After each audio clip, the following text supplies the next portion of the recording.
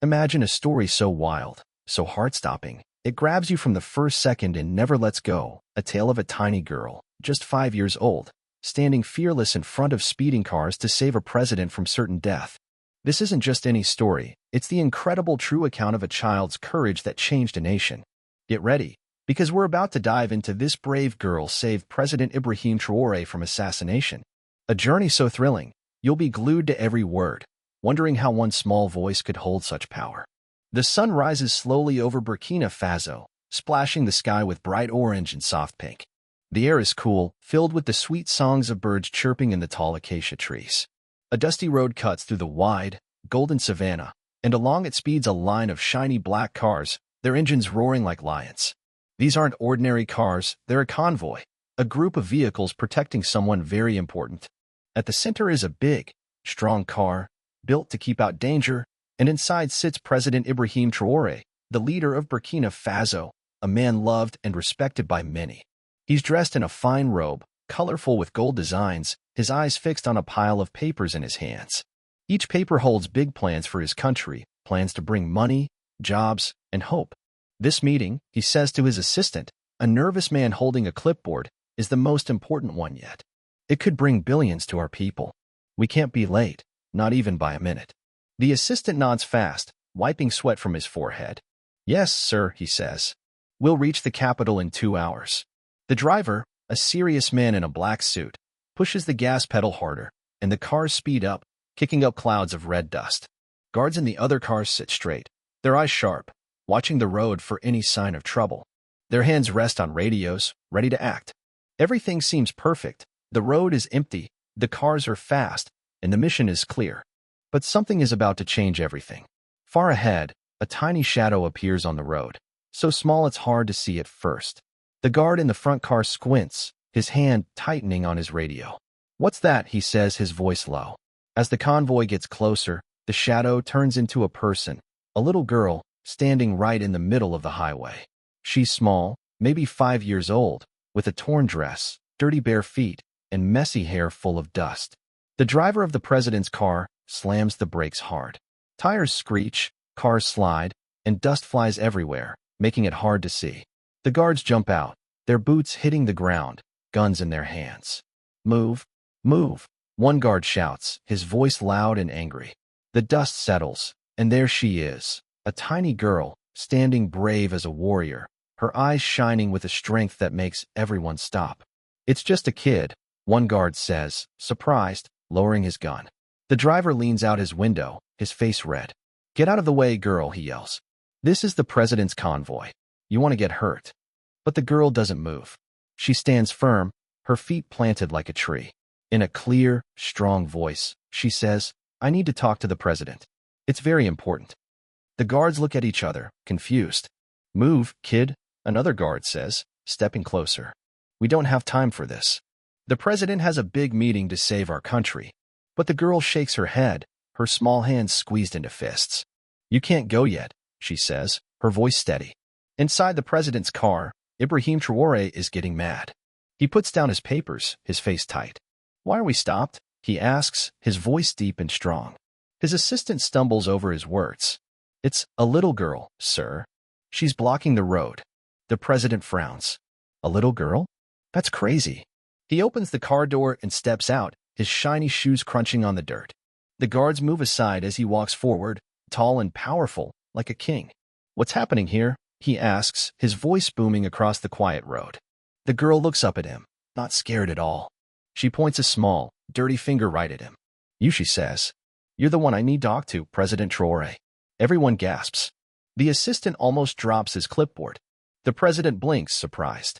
Me? He asks, his voice a little softer. What does a kid like you have to say to me? The girl takes a deep breath, her eyes locked on his. You must not keep going. Stop here for 2 hours. The convoy goes quiet, like the air itself is holding its breath. Then a guard laughs, loud and mean. 2 hours? You want the president of our whole country to wait because a kid says so? Another guard shakes his head, smiling. This is silly. Get her out of the way. But the girl doesn't move, her face serious. If you go now, she says, her voice low and heavy, you won't make it. There's danger ahead. President Traoré's face gets hard. He's a strong man, A leader who's faced big problems, wars, fights, tough choices, without ever backing down. A kid stopping him? That's impossible. Little girl, he says, trying to stay calm. I respect that you're brave, but this is too much. I have a meeting that could bring lots of money to our people. I've waited years for this day. I can't stop now. The girl's eyes fill with tears, but her voice doesn't shake. A goat doesn't run in the daytime for no reason, she says, her words like an old saying, full of wisdom. I'm not here to play. I'm not here to waste your time. There's danger on this road, and if you go now, you won't come back. The president turns away, his anger growing. This is nonsense, he says under his breath, walking back to his car. The guards step forward to move the girl, but she shouts after him, her voice sharp and loud. I saw it in my dream. A huge fire, burning everything, cars, people, everything. You were in the middle of it. If you go now, you won't come back. Her words stop him, his hand frozen on the car door. The guards pause, their hands hovering over her. Something about her voice, her sureness, makes the president feel cold inside. He turns slowly, looking into her eyes. Tears run down her dirty cheeks, but she stands tall, shaking with the weight of what she's saying. Who are you? He asks, his voice quieter, almost respectful. The girl wipes her tears with her hand. My name is Amina, she says softly. I have no mom, no dad. I sleep under the baobab tree by the old well. But last night, I saw you in my dream, and I knew I had to stop you. The president kneels down, his big figure now level with her small one. The guards watch, their laughter gone, their faces serious. A dream? He asks, his eyebrows raised. You stopped my whole convoy because of a dream? Amina nods, her eyes big and truthful. It wasn't just a dream. It was a warning. I saw fire. I saw pain. I saw you. President Traoré stands up, his mind spinning. He's a man who trusts facts, plans, and action, not dreams or feelings.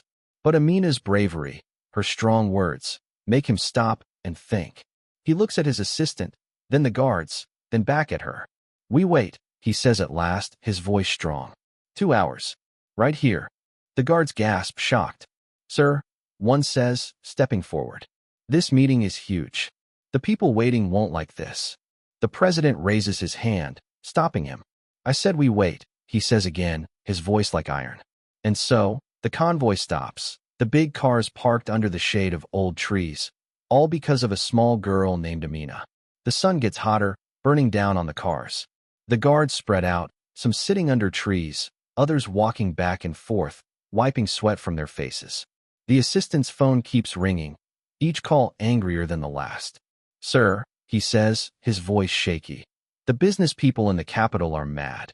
They say if you're not there in 90 minutes, they'll give the deal to another country. President Traoré's face gets tight. He grabs the phone. This is President Traoré, he says, trying to stay calm. A sharp voice comes through, cold and mean. Your Excellency, this delay is not okay. You have 60 minutes, or we're done. The call ends, leaving everyone quiet. The guards start talking among themselves, worried. What if this is a trick? One says. What if someone sent her to stop you? Another guard shakes his head. She's just a kid. No shoes, no family. Why would she do this? President Traoré steps out of the car again, his anger bubbling up. He marches toward Amina, who's sitting on a flat stone by the road, looking at the sky. You, he shouts, his voice loud enough to echo. I'm done waiting. I want to go now. Amina looks up, calm but strong. Please, she says quietly, wait a little more. The president's hands turn into fists. You can't tell me what to do, he yells. You're too small, too young to order a president around. Who do you think you are? The guards watch, holding their breath. The assistant grips his clipboard, nervous. Even the birds seem to go quiet, waiting for what Amina will say. She stands up slowly, her small body full of strength. Even a lion stops when the antelope doesn't run, she says, her voice clear like a bell.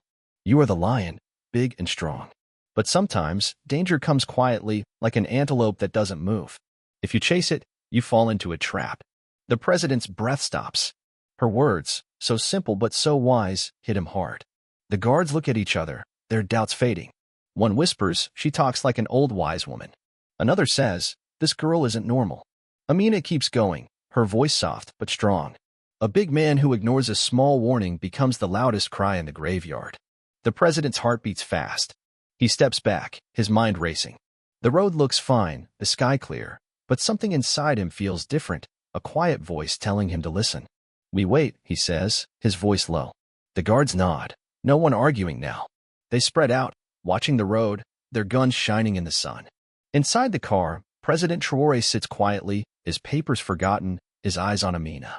She sits back on her stone, looking at the sky, like she's waiting for something only she knows.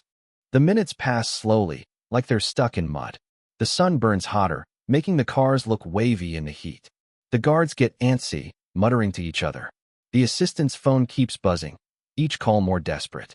President Traoré sits in his car, his mind full of questions. Has he made a mistake?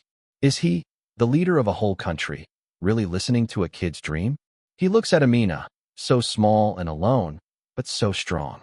Her words keep ringing in his head. A big man who ignores a small warning becomes the loudest cry in the graveyard. He feels a chill, even in the heat.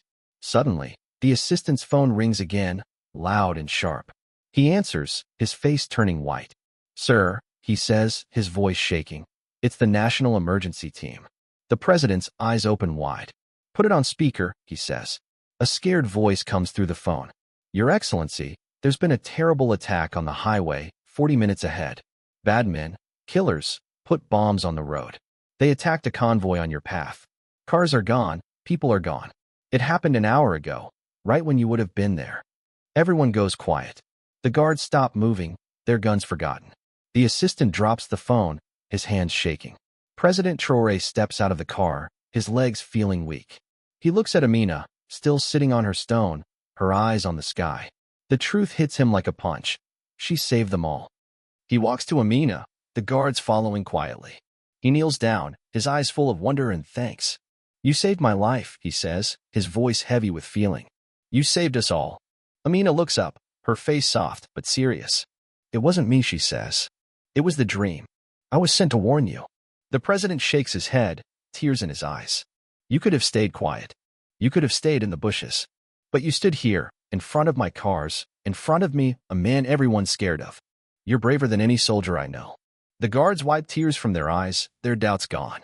The assistant whispers, she's a miracle, sent by the ancestors. President Traoré takes Amina's small hand. What's your name, child? He asks again. Amina, she says. Amina, the orphan who sleeps under the baobab tree. Not anymore, he says strongly. You're not an orphan now. You're my daughter, Amina Traoré, the hope of Burkina Faso. The convoy starts moving again, but everything feels different, quiet, heavy, full of thought. Amina sits next to the president in the back seat, her small body on the soft seat, her eyes big as she looks out the window. She's never been in a car, never felt cool air from a vent, never touched a soft seat. But more than that, she's never felt like she belongs. When they reach the big presidential palace, the gates open wide, and workers run out to greet the president. They stop when they see Amina, her torn dress and dirty feet so different from the fancy palace. The president holds her hand and walks her inside, calling for a big meeting. All his important people, guards, workers, news people, crowd into a huge room. Amina stands next to him, holding his hand tight. He steps forward, his voice strong and clear. Today, I was going to a meeting to bring billions to our country. Everything was going fine. Then this girl, this 5-year-old, stepped out of the bushes and stopped us. Everyone gasps. He keeps going, his voice louder. She told me to wait. She said danger was coming. I didn't believe her at first. I thought it was crazy. But her words, her bravery, her truth, they hit me hard. So we waited. 2 hours later, we heard about an attack on the road we were supposed to take. Bombs, bad men, destruction, all waiting for us. If not for Amina, I wouldn't be here. The room buzzes, then goes quiet. He puts his hand on Amina's shoulder. This girl isn't just a child. She's a hero, a treasure for our country. From now on, she's my daughter. I'll raise her, teach her, keep her safe. Her name is Amina Traoré, and she's our hope. The people cheer, tears running down Amina's face. For the first time, she feels safe, loved, and important. The next day, President Traoré talks to the whole country on TV. Everyone stops to watch, people in houses, markets, schools. He holds Amina in his arms and tells her story. The dream, the warning, the bravery, the rescue. This isn't just a child, he says, his voice full of feeling. This is the heart of Burkina Faso, brave, Wise, true. The country cries. Old people nod, proud. Moms hug their kids tighter. Young people share Amina's story on their phones, her name spreading like fire with words like hashtag Amina the hero. Her sayings become famous. Even a lion stops when the antelope doesn't run. A big man who ignores a small warning becomes the loudest cry in the graveyard. Amina's life changes forever. She moves into the palace, with a room full of toys, books, and soft blankets. She goes to school, her eyes bright as she learns to read. She wears new clothes, her feet in shoes, her hair neat.